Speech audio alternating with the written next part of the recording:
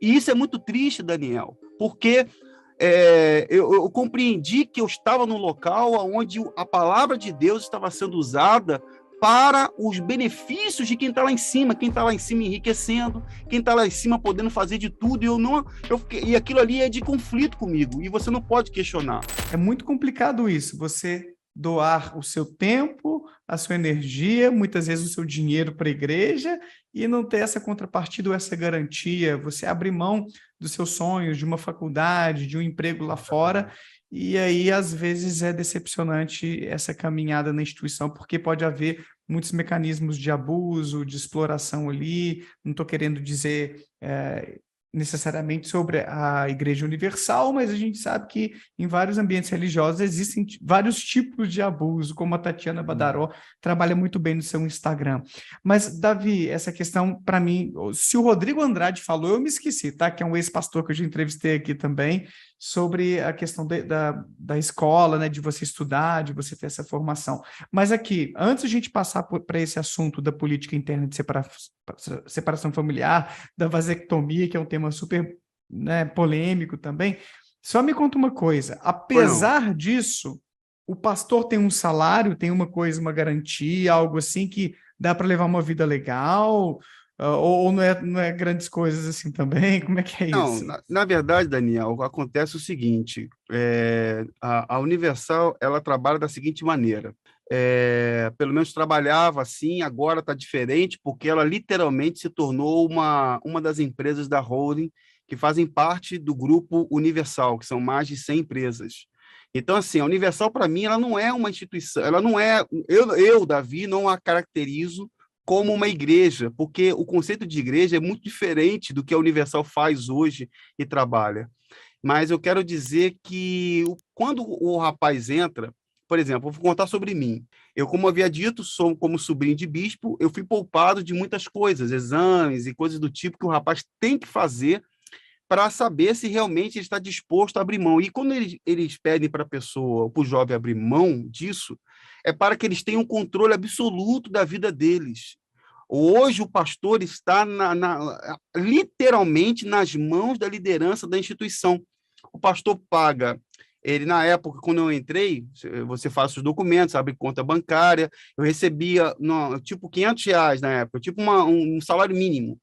Salário mínimo, como que eles dizem que é ajuda de custo. Você vai ter uma ajuda de custo correspondente ao salário mínimo vigente no país. Inclusive, está no estatuto da própria Universal que eu tenho, tanto atualizado como antigo. Então, assim, eu recebia minha ajuda de custo, eles dão um dia, abre aspas, de folga, abre aspas, que eu quero colocar, de folga, para o rapaz poder levar roupa em casa, para lavar, aquela coisa toda. Então, assim, ele é um funcionário. Ele é um funcionário da instituição, ele tem que ali, ele paga o carnê do INSS, e tem que pagar o carnê do INSS, então assim, eles dão um plano de saúde deles, antigamente era chamado ABP, que era o plano de pastores, agora se tornou a Live, que também faz parte do Grupo Universal, lembrando que o Macedo tem um hospital hoje dele próprio, além de ser banqueiro, além de ter uma emissora de TV, além de ter um hospital, também tem seu plano de saúde, então tudo gira em torno do grupo. Então, o pastor tem lá o salário dele, no meu caso, auxiliar de pastor, só tinha um salário, que era, acho que era R$ 500 na época, 400, R$ 500, e essa ajuda de custo, só isso. E ficar como auxiliar, ajudando. Quando eu entrei, na verdade, o pastor ele só começa a ter ganhos financeiros quando a liderança vê que ele é um futuro, uma promessa da arrecadação, ele é um futuro arrecadador, que eles vê nele futuro. Não, isso daí pode confiar na mão dele, porque ele faz parte do nosso jogo, então vamos começar a favorecê-lo. Foi aí que eu não concordei. Porque, por exemplo, quando eu entrei, eu me lembro de uma experiência, inclusive até citei na mensagem até que eu lhe enviei anteriormente, que tem um trecho aí, um subtítulo que eu coloquei assim, Bem-vindo ao Inferno. Por que coloquei esse título, Daniel? Quando eu estava como auxiliar de pastor, o auxiliar ele trabalha, fica trabalhando na sede 24 horas. Nas catedrais, o auxiliar não aprende a Bíblia. Talvez você que é mãe, que vai assistir essa live, que é tão importante que o Daniel está fazendo com a gente aqui e com outros, Talvez você tenha curiosidade de saber, poxa, meu filho agora vai ser um pastor da Universal, ele vai aprender a Bíblia? Não vai, não. Ele não vai aprender os preceitos do cristianismo, a ajuda ao próximo, o amor, não. Ele vai aprender a colar envelopes de campanha, ele vai aprender a encher vidrinhos, ele vai aprender a fazer, a imitar, a servir como um imitador dos pastores. Então, lá nas catedrais, a gente tinha uma rotina de dormir na hora certa, de acordar na hora certa, poucas horas de sono e muito trabalho, trabalhos em torno do próprio trabalho da campanha, de campanhas, só isso. Quando eu saí dessa catedral, que me disseram assim, agora você vai para a sua primeira igreja, vai auxiliar um pastor de verdade, vai fazer um culto, uma reunião, vai pregar a Bíblia, poxa, graças a Deus, vou sair daqui, vou começar a pregar. Olha, Daniel, quando eu cheguei nessa sede, porque é aí que a gente vai começar, assim, a coisa não é uma coisa que acontece de uma hora para outra. Muita gente fala assim, mas por que vocês passam tanto tempo e depois que vocês vão entender? Porque a coisa não é da hora, de um dia para a noite. Porque a própria Universal, a própria ideologia, a própria forma de se ensinar é que você tem que olhar para a instituição com bons olhos, você não pode questionar, você não pode duvidar, porque o que vem dali vem de Deus. Então você cresce olhando os pastores como homens santos, homens assim, você tem que ter aquele temor, reverência, sempre com aquela maneira de tratar as pessoas, sim, senhor, não, senhor.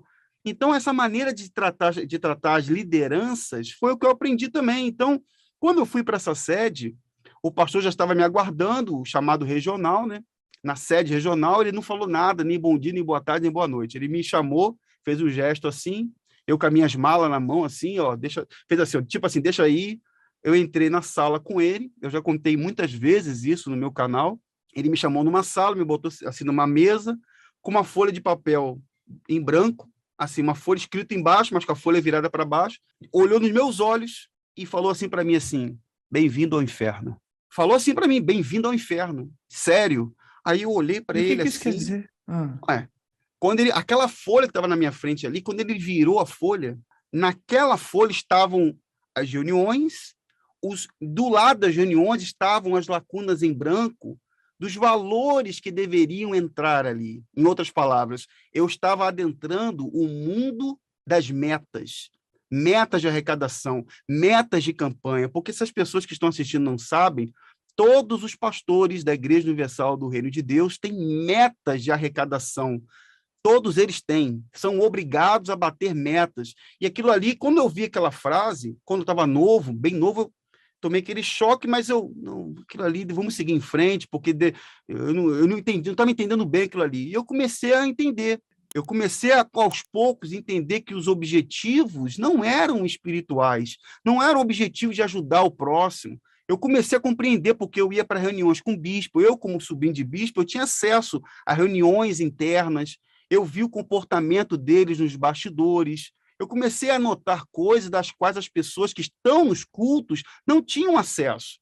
Então, eu comecei, por mim mesmo, a procurar também. Eu ia na própria Bíblia Sagrada. Peraí, será que Jesus faria isso? Será que Jesus ensinou isso? Será que os evangelhos ensinam tais práticas? Essa questão, como a gente vai poder abordar, se caso você queira, a questão da manipulação através de entidades, supostas entidades, do terror, do medo. Se você sair, você vai... Olha o que está acontecendo com quem saiu, bota vídeo de pessoas que morreram, pessoas que tiveram, supostas pessoas. Então, eu comecei a fazer, eu mesmo, na época não tinha YouTube, não tinha nada, eu comecei a fazer uma análise. Falei, peraí, será que a minha vida vai ser essa? Será que eu vou ter que viver de metas e metas e reuniões que, por exemplo, talvez Daniel não saiba, mas o Edir Macedo hoje, ele faz reuniões públicas de pastores através da sua própria plataforma do Univer. Só que essas reuniões de pastores não são as reais reuniões de pastores. O bispo só para inglês ver. Não, aquilo ali não tem nada a ver. Aquilo ali é para mostrar uma santidade, uma espiritualidade, para revelar, olha como que nós lemos a Bíblia, como nós cuidamos dos nossos pastores. Não é assim que acontece. Na minha época, havia uns chamados, eu vou usar uns termos aqui, não vou dar nomes a eles, porque eles sabem quem são, mas os pitbulls da arrecadação. Edir Macedo tinha homens de confiança para fazer o trabalho sujo, para fazer o trabalho de como é que eu posso dizer assim, de conduzir as pessoas a uma fé errada, a uma fé da barganha. Homens que cresciam o trabalho no Brasil e no mundo todo. Ele tinha aqueles que faziam isso para ele. Ele nunca aparecia. Ele só ficava nos bastidores. Então, esse trabalho de ensinar o pastor, olha, você tem que levar a pessoa à fé. Ela tem que manifestar a fé como? Através da doação. Quando a pessoa está dando, é porque ela está sendo abençoada. Mas não é verdade isso. Não é Isso verdade. é uma manipulação deles, é uma coisa que Uma eles manipulação. construíram para Sim, arrecadar sim, mais. o terror psicológico. E, então, eu comecei, Daniel, a entender, a partir dessa primeira frase, porque eu queria ser um pastor, eu queria de verdade fazer um trabalho sincero, eu queria ajudar as pessoas, mas era impossível, eu fiquei doente, eu quase morri. Eu fui para uma cidade no interior de Minas Gerais, onde o pastor falou assim, ó, você vai ficar numa cidadezinha lá para você crescer o trabalho lá. Olha, Daniel, eu fui com todo o meu coração, eu queria mesmo ver as pessoas bem, eu queria fazer um trabalho cristão, eu queria fazer isso. Eu quase morri nessa cidade, porque eu saía de manhã para convidar as pessoas para os cultos e voltava só à noite, eu nem me alimentava direito. Aí a igreja começou a encher de pessoas, eu cantava louvores e tal.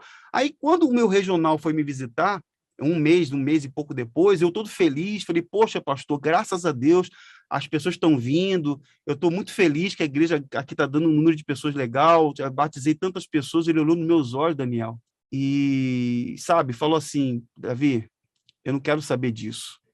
Quando eu perguntei a você se a tua igreja está crescendo, eu quero saber se está crescendo isso aqui, ó. É isso que me Nossa, cara. interessa. Daniel, a lágrima vem no meu olho, Daniel.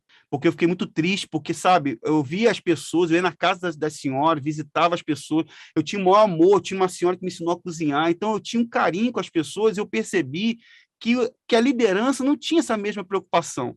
Aí eu voltei doente para o Rio de Janeiro, fui morar com meu tio bispo numa catedral, me desculpe o termo que eu vou utilizar aqui, com todo respeito às pessoas que estão assistindo, mas eu comi o pão que o próprio Satanás amassou e cuspiu, porque eu fui morar com ele, foi a pior coisa que aconteceu comigo, porque eu comecei a entender quem ele era nos bastidores.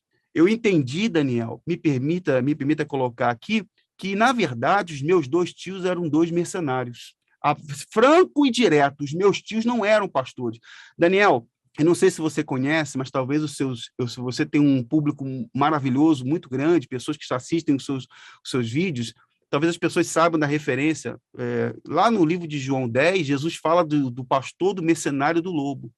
Isso se aplica aos dias de hoje. Eu entendi que, nesse contexto, eu não estava com homens que queriam ajudar as pessoas. Eu entendi que os meus próprios tios eram mercenários.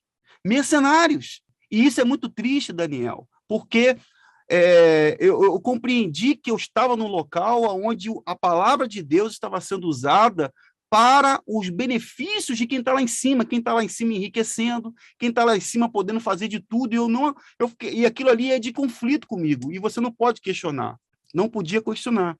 Então, desculpa até sair, a gente vai saindo um pouquinho do foco da Não tem pergunta, problema mas é porque não. a gente vai lembrando de muitas coisas, então, assim. E aí, bom ou não, aqui é o Daniel Gontijo, espero que você tenha curtido esse corte. Clica aqui para ver a live completa lá no meu canal principal e para ver mais vídeos nessa pegada, não deixa de se inscrever por lá e por aqui também. Um abraço, tchau!